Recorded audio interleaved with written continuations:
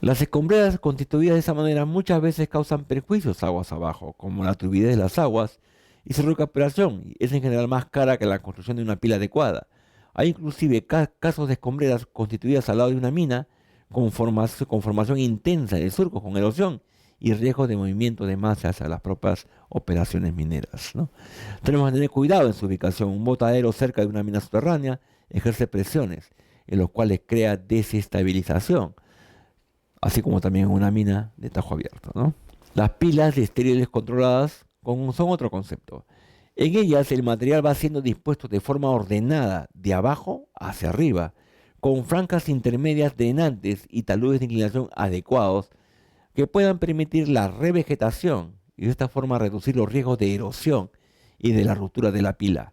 En las fajas se instalan o en las bandas se instalan sistemas de drenaje que recogen las aguas de lluvia y las conducen hacia cotas inferiores y posteriormente a pozas de decantación.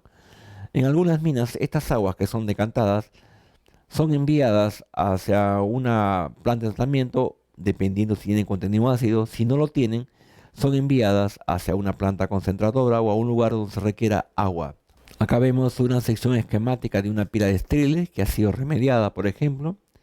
Este es el material estéril, donde se ha hecho una cobertura de topsoil, que es material orgánico, un material que están aproximadamente un pie hasta 1,5 metros, que es material negro orgánico que permite la revegetación, ¿no?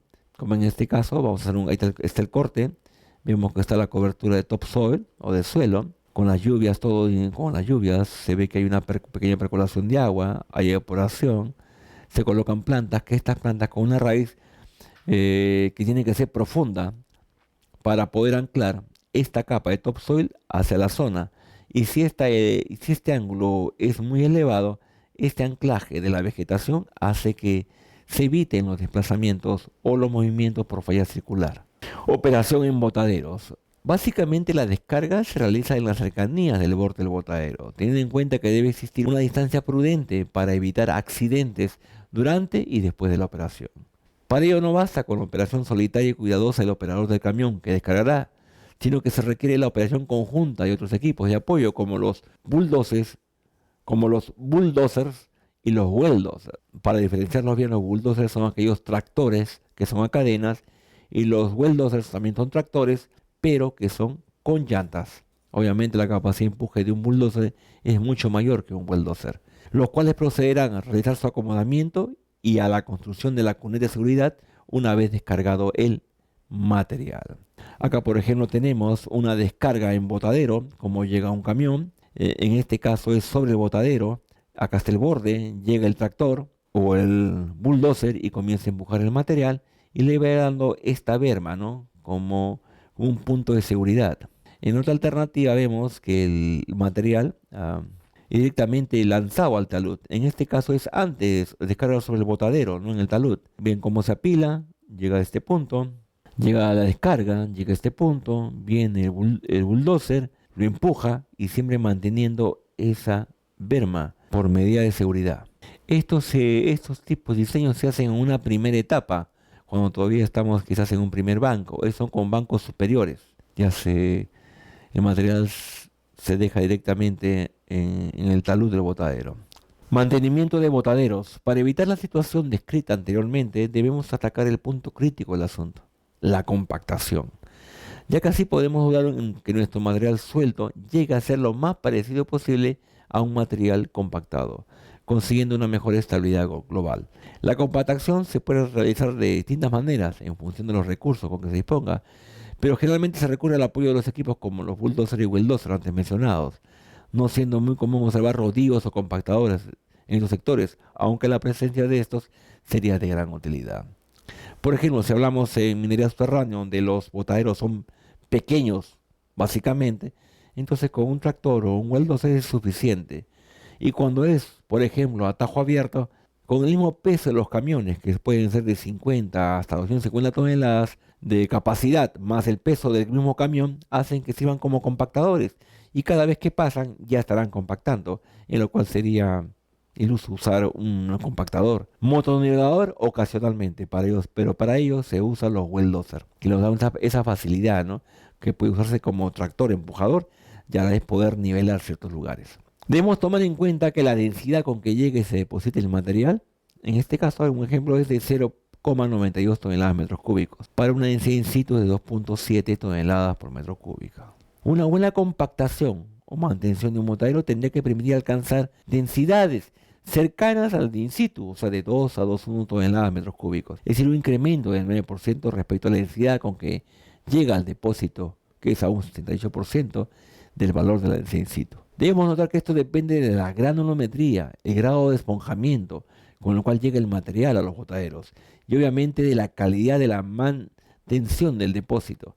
Puede que la densidad en los niveles inferiores del depósito sea mayor por la presión que ejerce la pila de material dispuesto encima de este nivel, por lo que se podría esperar un comportamiento decreciente de la densidad en función de la altura. Otro punto que debemos rescatar es que a pesar de que no se pueda lograr la máxima compactación con los equipos en comparación a la compactación lograda por la presión de las miles de toneladas sobre una capa de este mismo botadero, es de importancia lograr la uniformidad en la compactación realizada por los equipos, ya que mientras más homogéneo sea el comportamiento de la densidad por niveles dentro del depósito, más seguro se torna la operación sobre el botadero y se garantiza así la estabilidad general de todo el botadero, de toda la pieza de material.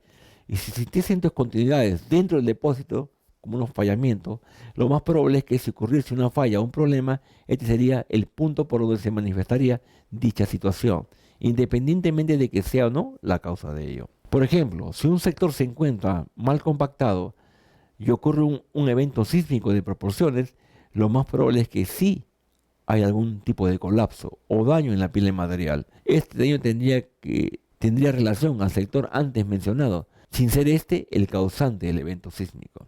Acá vemos, por ejemplo, estas zonas son sujetas a menor compactación, obviamente las que están más cerca al talud, las de mayor compactación las que están en la parte central, y la posibilidad de deslizamiento de un evento sísmico o cualquier evento, hasta una gran lluvia, hace que esto pueda colapsar y desestabilizarse, ¿no?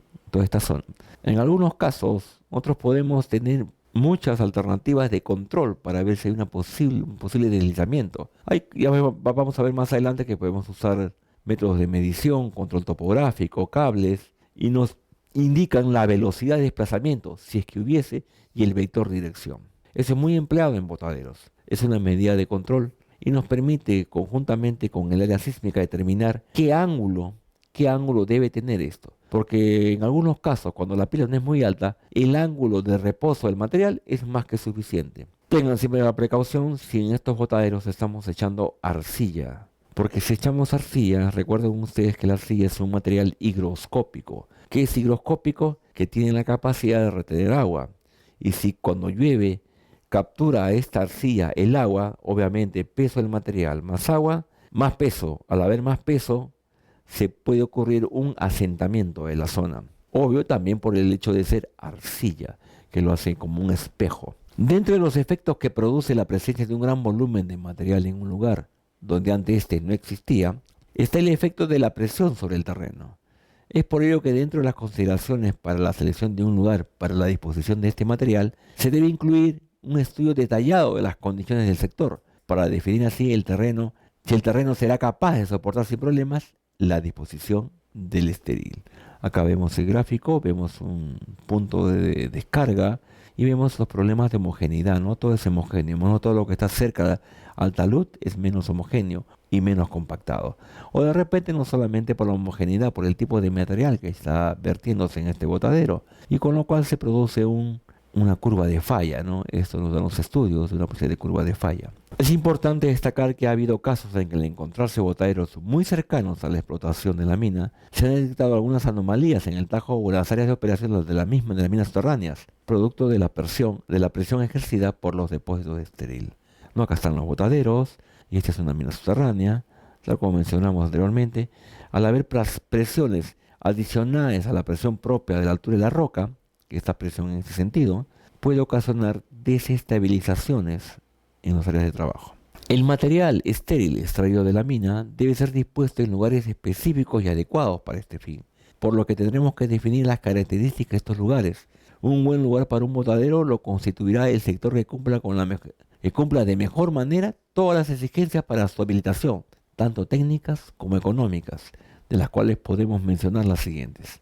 La distancia entre el punto de carga de los camiones en la mina y el lugar de descarga de material estéril o botadero debe ser la mínima posible, por una razón económica, ya que el rendimiento de los equipos de transporte es afectado por esta distancia. También tenemos que evaluar el rendimiento de los equipos, porque si está saliendo de una mina subterránea, obviamente está con pendiente positiva que tiene que vencer el camión. Entonces tenemos que analizar cuál es la carga apropiada. Si es un camión de 20 toneladas, un dumper, o si es un volquete adaptado para una mina subterránea, obviamente va a generar un mayor esfuerzo para poder vencer esa resistencia por pendiente. Entonces, tenemos que diseñar las rampas principales de acceso de tal manera que se considere el transporte de material, no solamente mineral, sino también de desmonte, que viene a ser el mineral, que es mayor peso, si no contamos con un pique. La limitante sería el transporte del estéril. Nuevamente repito, si contamos con un pique, ya deja de extraerse vía rampas, lo único que se extraería sería el material estéril vía rampas. Entonces, la gradiente que tiene que utilizarse está en función de los aspectos técnicos del equipo que se va a usar. ¿Cuál es más recomendable para un camión volquete de 20 toneladas o de 15 metros cúbicos o de 10 o 12 metros cúbicos? Estamos hablando que debe ser de 8%.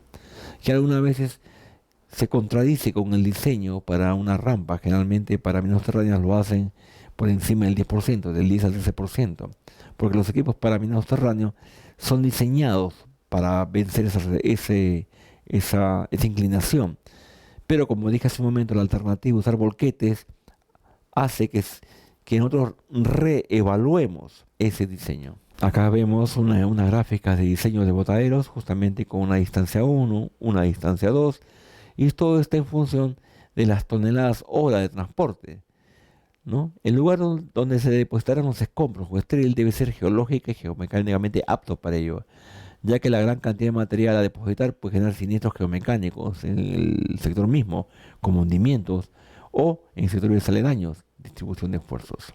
El sector elegido debe carecer de importancia económica en el presente y en el futuro, es decir, hay que comprobar la inexistencia de recursos utilizables. Por ejemplo, un yacimiento con bajo interés económico hoy, pero que puede ser interesante en el futuro de reserva, en el futuro, o una reserva importante. Por eso el descarte geológico es necesario. En los lugares que muestran unas características de cercanía, viabilidad, por parte topográfica, tenemos que hacer unos cuantos talarios diamantinos a una profundidad determinada y con geología ver la continuidad de mineralización y si es que tenemos alguna continuidad del yacimiento principal o de repente encontramos en esa zona minerales, tenemos que cambiar de lugar. Pese a que se pueden extraer superficialmente, lo mejor es buscar áreas que no tengamos mineral debajo de los botaderos.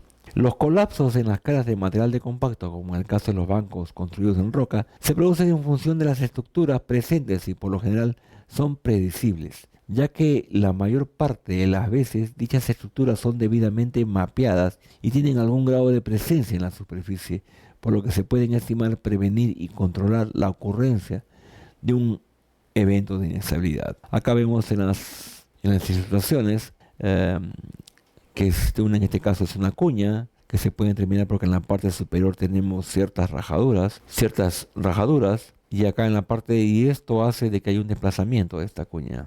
Por tanto, tenemos que tomar las consideraciones del caso y las evaluaciones, como dije, de evaluación del desplazamiento mediante el monitoreo y control, colocando acá puntas de metal con cables para ver si esto se desplaza, ¿no?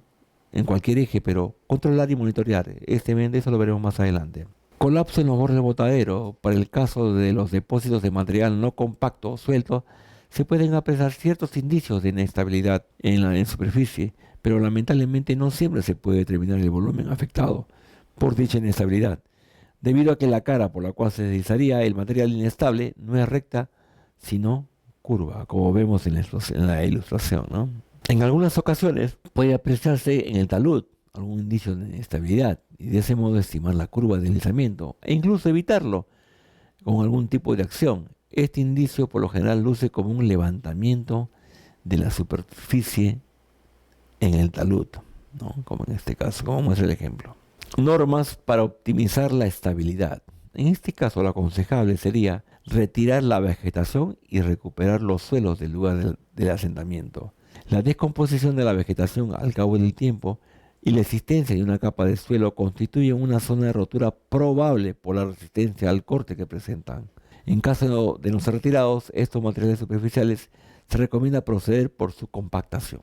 Drenar cualquier volumen de agua que se haya estancado antes de dar inicio a la escombrera. Si esto no es posible, se sugiere rellenar estas áreas.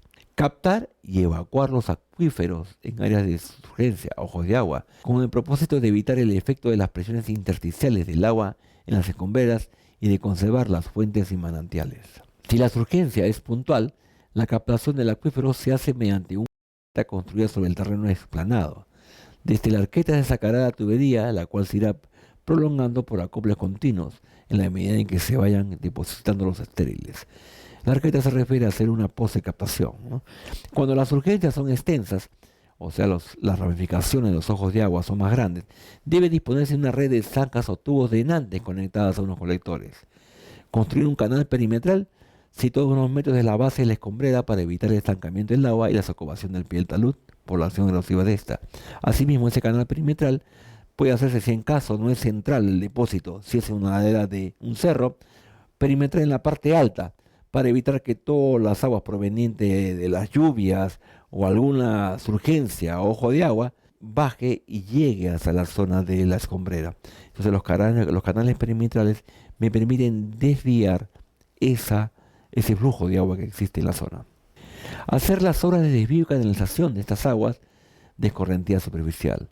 Cuando se trabaja en el vertido de materiales con el método de basculamiento final, o sea, descarga de materiales de gran altura, deberá procurarse un talud general de unos 20 grados, con el fin de garantizar las condiciones de estabilidad de la escombrera durante lluvias prolongadas. Importante en el análisis son los estudios hidrogeológicos e hidrológicos. Depositar y compactar los estériles por capas, es el método por capas, con el fin de aumentar la resistencia al corte y la capacidad del vertido. Al reducirse el efecto de esponjamiento, las condiciones de drenaje se consiguen creando un núcleo central de escollera.